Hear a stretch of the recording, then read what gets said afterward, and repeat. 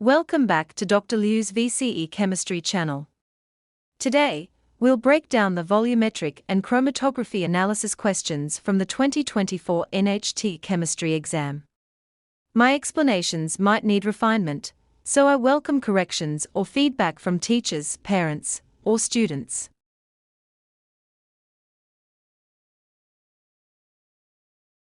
We begin by establishing that 1 mole of methanamine reacts with 1 mole of hydrochloric acid, meaning their molar amounts are equal. From there, we can calculate the volume of methanamine solution needed based on its concentration.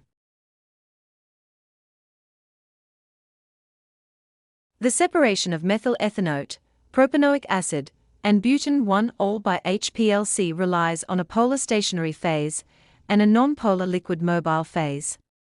This distinction is crucial, as HPLC always uses a liquid mobile phase, unlike techniques such as gas chromatography. This configuration ensures that non-polar components spend less time interacting with the stationary phase and elute first, shortest retention time, while polar components bind more strongly, leading to longer retention times. Based on this principle, the anticipated elution order, from shortest to longest retention time, is methyl ethanoate, butane 1-ol, propanoic acid.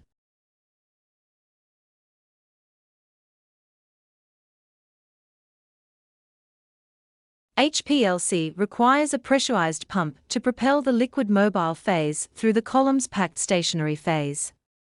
Samples are prepared by simply dissolving them in the mobile phase, as no vaporization step is necessary. When it comes to analysis, calibration curves are employed only for component quantification.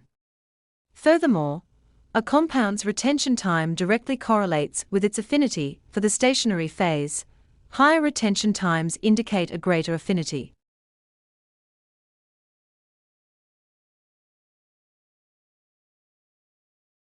The volumetric and chromatography analysis section consists of 3 multiple-choice questions, 3 marks, 2.5% of the total assessment. Question 11 pertains to the titration of a methanamine solution with standard hydrochloric acid, specifically asking for the volume of methanamine used. Questions 18 and 19 detail HPLC, covering its application in separating methyl ethanoate, butane 1-ol, and propanoic acid using a polar stationary phase and nonpolar liquid mobile phase, along with the expected elution order. Essential HPLC principles, such as pressurized pumping and the use of calibration curves for quantification, are also addressed.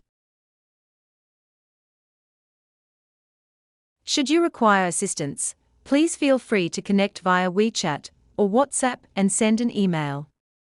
Thank you for your attention. Kindly note the details of Dr. Liu's VCE Physics, Chemistry, and Biology channels.